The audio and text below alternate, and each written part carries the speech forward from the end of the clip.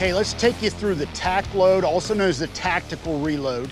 Okay, what's the story here? Well, there's a little lull in the action.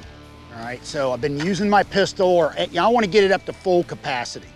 All right, I'm not sure how many rounds are left or whatnot, but I know I want to get the gun completely topped off. So what I do is maintain muzzle awareness, finger straight, of course.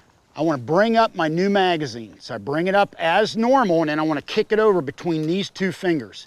Then I want to come over, drop this magazine out, and then go ahead and insert the replacement mag, and I go ahead and put this in my pocket. You don't want to put it back in the mag pouch. You're going to be fumbling with it, maybe low light and whatnot. It may be difficult to get in the mag pouch, and then also, it's the first magazine you're going to grab if you need to during a slide lock reload, and now you're grabbing a magazine that's not full capacity. So I want to go ahead and put it in my pocket. I want to retain the magazine, but I don't necessarily want to put it back in the mag pouch, all right? Let me flip around so you can see this from another angle.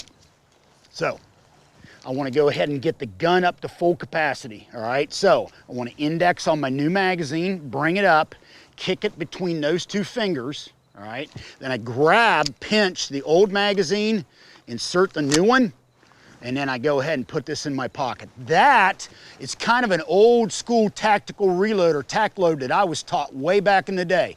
Another one that people do is what we call reload with retention, where they take the mag out, put it in their pocket, and then they bring the new mag in. Theory is it's more like a standard, speed reload, or more like a standard slide lock reload. The problem with that one is you have a protracted period of time where you only have one round in the gun. Whereas the standard tac load, I bring it up and there's only a fraction of a second or a second or so where I don't have the gun fully loaded, ready to go.